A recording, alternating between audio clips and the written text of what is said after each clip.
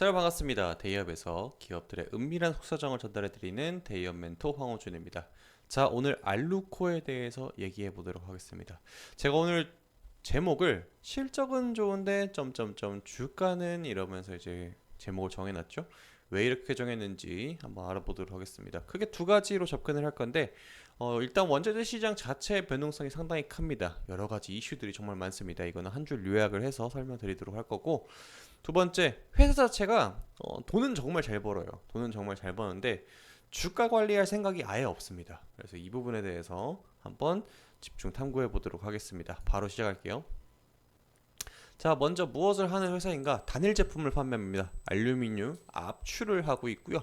매출액을 보시면은 보통 이제 여러분들 원자재를 다루는 회사들의 분기 순이익이나 영업이익을 보게 되면은 10%가 잘 안 나와요. 10%가 잘 나오는 회사들은 어, 정말 돈을 잘 버는 회사라고 보고 있거든요. 원자재 시장에서.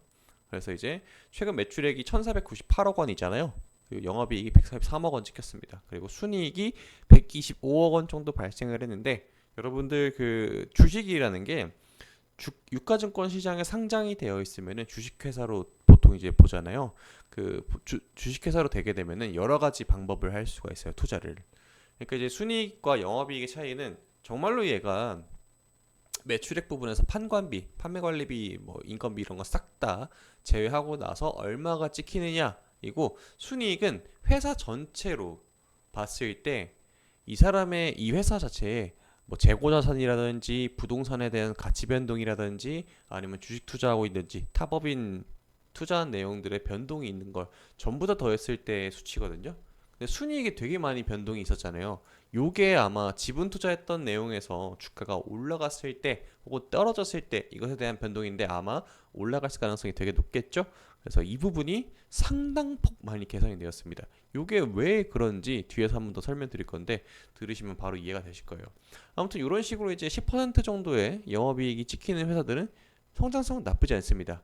지금 철강업계가 전반적으로 힘든 상황에서 이렇게 영업이익이 잘 나온다라는 거는 나중에 업황이 개선된다고 하게 되면은 이 주가가 박스권에 있을 때 박스권을 강력하게 강력하게 뚫어줬을 때 추가적인 상승이 나올 가능성이 여러 데서 이제 발견이 되는 거거든요. 근데 회사는 주가를 관리할 생각이 없는 것 같아요. 제 기준으로 봤을 때.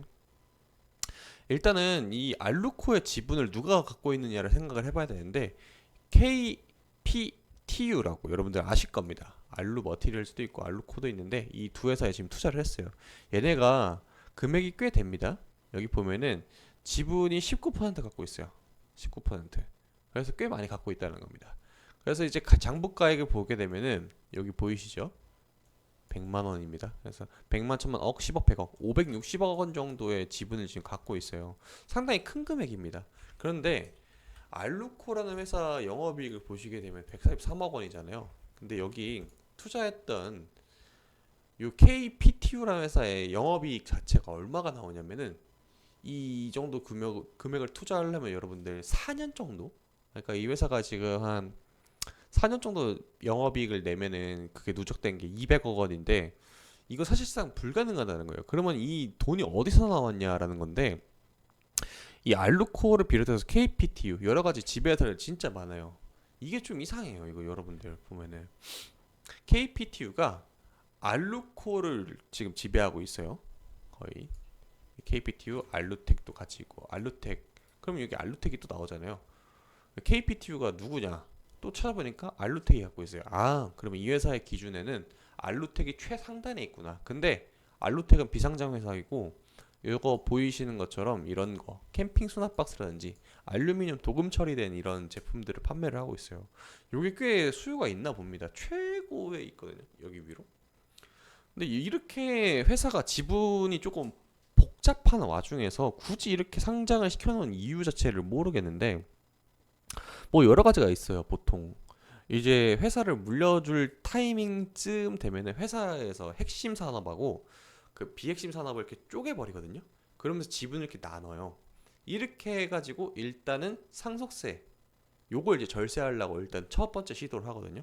근데 이제 승계를 이제 할 때쯤에 어떤 일들이 많이 일어나냐면은 갑자기 배당이 생겨나고 배당이 늘어나요.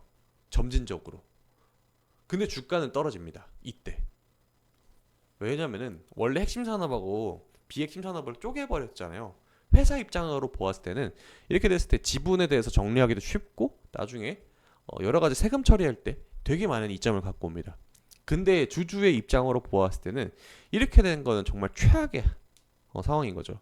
여러분들 그 두산 밥켓하고 두산 그 이거 보셨죠 이번에 작살이 나는 거예요. 그냥 주가는 가치 자체가 그냥 희석이 돼버리는 거예요. 이해되셨어요? 그래서 이런 문제가 생겼을 때는 주가가 눌려버리는 게 한도 끝도 없이 눌려버리거든요. 그래서 어떻게 눌려 있냐? 아까 제가 KPTU 주가 추이 주봉 보여드렸죠. 요 오른쪽에 있는 건 알루코예요. 빼다 박았죠. 다만 이제 요 기간등 이때 2021년도에 요거 이때 봉이 얼마나 높게 올라갔느냐 아니냐의 차이이지 지금 이 그룹 주들 중에서 만 원을 넘는 애가 없어요. 만 원을 넘는 애가 없어요. 그러니까 이 회사가 주식시장에 상장시킨 의도 자체는 여러 가지 투자에 대해서 이게 여러분들 이 회사의 주식을 담보로 전환사채를 발행을 하고 CB라고 하거든요. 뭐 이런 것들을 발행을 할 수가 있어요. 그러니까 이제 주주들이 이 주식을 사줬을 거 아니에요. 여러분들 이 영상 보는 게 물려가지고 사는 거잖아요. 수익 나시는 분들 제 영상 안 보거든요. 알아서 그냥 잘하니까. 근데 여러분들이 이렇게 물려버려가지고 이 주식을 사준 거잖아요.